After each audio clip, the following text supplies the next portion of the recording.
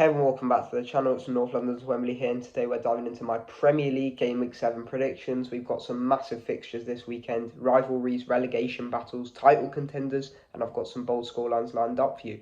As always, I'll be going through all 10 matches, giving you my predictions first, backed by its in-depth squad, research, tactical analysis, and recent form.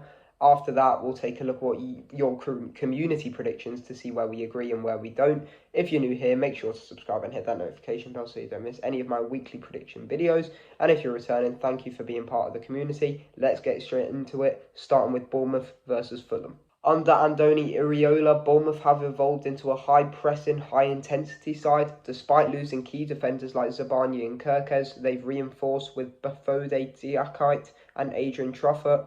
Their attack remains potent with Semenyo, Evanilson and Kluivert forming a dynamic trio. Semenyo in particular is having a breakout season with 13 goals and assists and 8 and 6 assists last year. Fulham have had a balanced squad but lack cutting edge. Their XG is mid-table and they commit the most fouls per game in the league. Their attack relies on Rodrigo Muniz and Alex Iwobi, but they struggle to convert chances. Defensively, Anderson and Bassi are solid, but the midfield lacks creativity. Bournemouth's aggression style and attacking chemistry should overpower Fulham's inconsistent defence. Expect Semenyo to be influential again. Leeds have returned to the Premier League with a youthful squad. Players like Ethan Ampadu and Wilfred Gnonto are key, but their attacking metrics are poor, only 0.3 goals per game and low XG. Defensively, they're decent, but lack creativity in midfield. Thomas Frank has brought tactical discipline to Spurs. Despite finishing 17th last season, they won the Europa League and qualified for the Champions League. Kudus is a standout signing, offering flair and work rate. However, injuries to Manderson and Kulusevski have hurt their attacking options. Leeds' defensive resilience at home and Spurs' injury woes suggest a tight draw. Kudus could be the difference maker, but Leeds' compact shape will frustrate. Arsenal have addressed key weaknesses with signings like Victor Gyökeres, 54 goals last season, and Zubimendi. Their defence remains elite with Saliba, Gabriel and Timber. Saka and Odegaard continue to be central to their attacking play.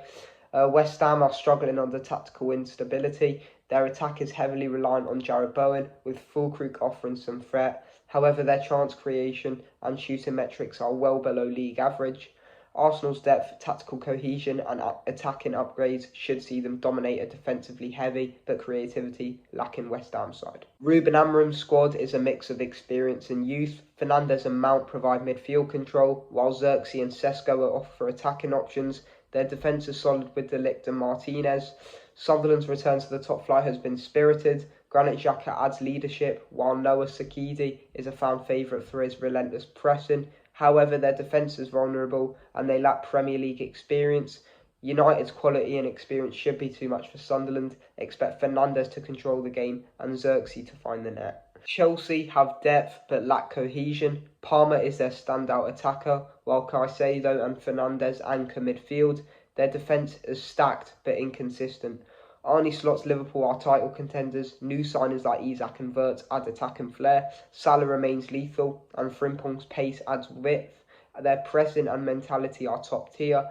Liverpool's attacking depth and tactical sharpness should edge Chelsea. Expect Salah and Wirtz to shine. Unai Emery's side has had a rocky start to the season, sitting 16th in the table, but they've shown signs of recovery. Despite scoring just once in their first 5 league games, their squad is stacked with talent. Ollie Watkins remains a key figure up front, supported by Daniel Malin and Evan Gueshend. Morgan Rogers, those struggling with form, is still trusted by Emery to deliver. Their midfield, featuring Camara, Onana and Tielemans, is robust and capable of controlling games. Defensively, Pau Torres and Konsa provide stability, while Matty Cash adds attacking width. Burnley's squad is youthful but lacks Premier League experience. Their defence includes Estevez, Egtul and Vorel, but they've been vulnerable under pressure. In midfield, Ugo Chukwu and Florento offer energy, but creativity is limited. Up front, Jadon Anthony and Lyle Foster have shown flashes, but consistency is lacking. Burnley's XG and shot conversion rates are among the lowest in the league.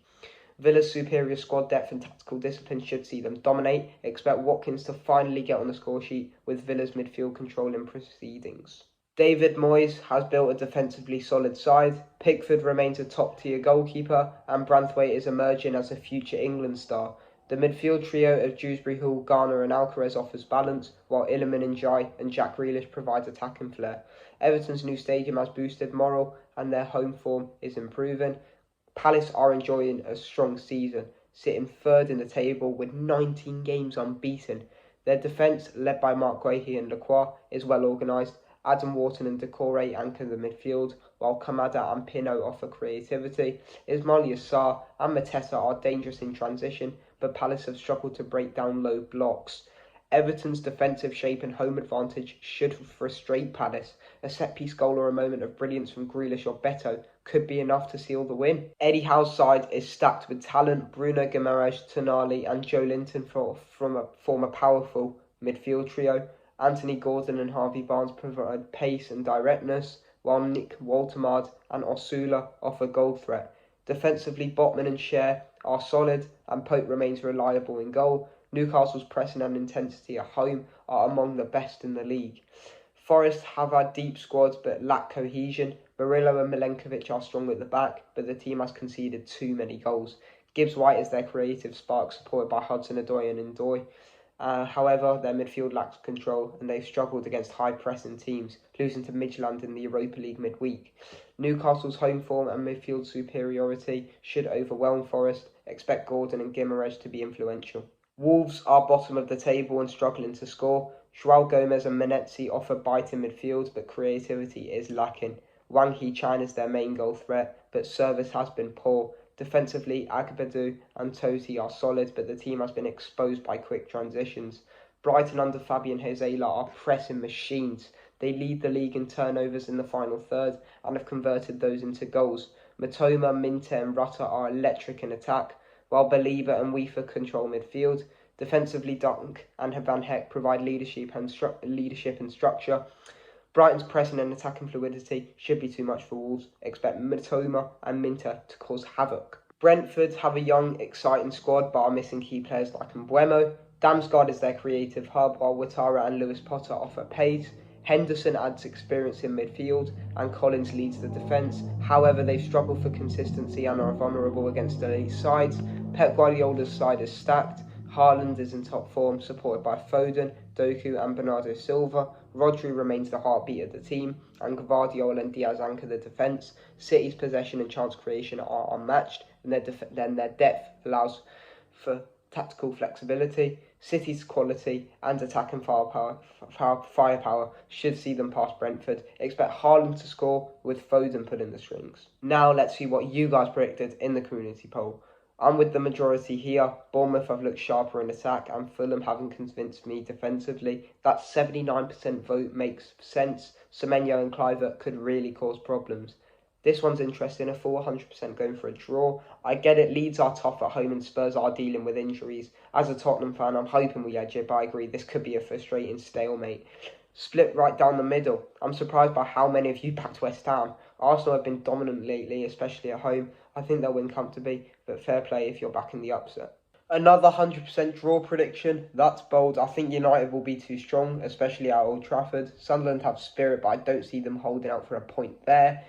Most of you are backing Liverpool. I agree, Chelsea are still figuring things out and Liverpool's attack is clicking. That 33% for a draw is fair. It could be tight, but I'm leaning towards a Reds win. Unanimous vote for Villa. No surprises here. Burnley have struggled and Villa's squad is too strong, especially at home, and I'm expecting a performance from Watkins and co. Another clean sweep. Palace are decent, but Everton at home under Moyes have been gritty and hard to break down. I think this will be a tight one, but I agree with the majority. Everton's edge it. Everyone's back in Newcastle, and rightly so. Their home form is excellent, and Forest haven't looked convincing away. I expect a dominant display from Howe's side. Brighton getting all the love here, and I'm with you. Wolves are bottom of the table and struggling to score. Brighton's pressing and attacking movement should be too much for them. No surprises. City are the favourites and deservedly so. Brentford might make it tricky, but with Haaland, Foden and Rodri in form, I can't see anything other than a City win. So that's it, my full Game Week 7 predictions and your community picks. Some matches we totally aligned on and others not so much. I'll be watching closely to see who gets it right. Let me know in the comments which predictions you agree with and which ones you think I've got totally wrong. And if you haven't voted in the next community poll for World Cup qualifiers, make sure you do. Your predictions could be featured in the next video. Don't forget to like, subscribe and hit the bell so you don't miss an upload. Thanks for watching and I'll see you next time.